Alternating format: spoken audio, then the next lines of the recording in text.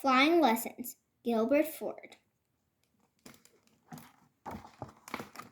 Every spring when the air grew warm, the doves would fly north to enjoy their summer days. As they traveled, they would do everything in exactly the same way. To fly, they would raise their wings, then lower them, and then glide. To pass the time, they would coo the same tune until their beaks grew tired. When they could no longer flap their wings, the birds would rest on a wire above the highway. There they would count the passing cars until they fell asleep. And finally, arriving north, the doves would settle into their separate trees. They always passed their days the same way. First, they caught an early meal.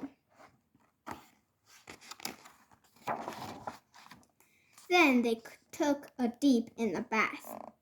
And the rest of the day they sat waiting for their eggs to hatch. This is the way that things were, and they saw no reason for a change. One year, however, while they were traveling north, a strange bird joined them. No one said anything, but something about the newcomer really ruffled their feathers. For one thing, he didn't seem to have feathers.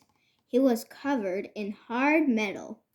He was also much larger than any bird they had ever seen.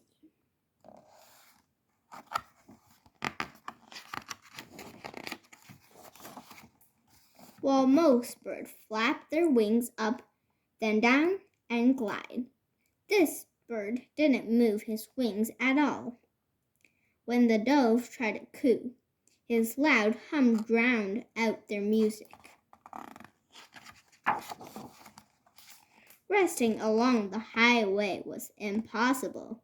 The stranger made them so nervous that they couldn't sleep.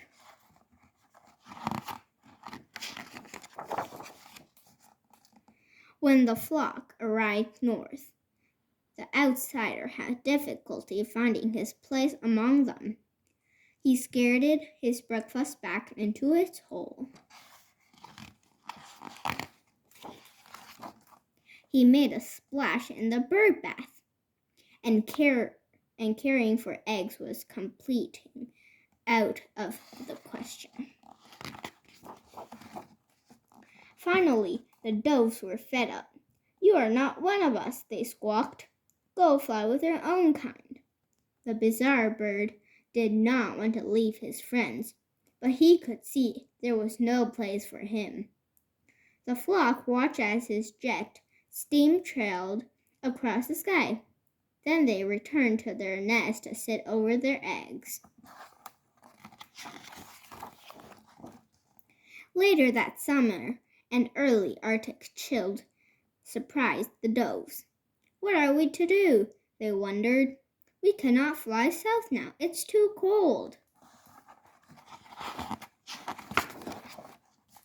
Suddenly, they heard a familiar loud hum above them. They looked up and saw the bizarre bird making his way through the frosty sky. Spotting his old friend below, he landed. "Why are you sitting there, shivering?" he asked. "It is too cold to fly south," replied the doves. "We can barely move our wings." "As you have pointed out, I cannot fly with you," replied the big bird. "But if you hop aboard, then you can fly with me." The big bird was actually a passenger airplane, opened his door to the doves and prepared for takeoff.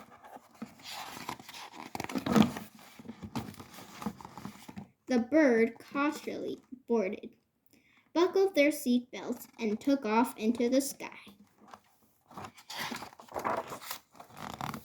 As they journeyed through the clouds, the doves saw things differently than they had before. That day, the plane did more than save the dove's tail feathers from freezing. He showed them a new way to fly. The end.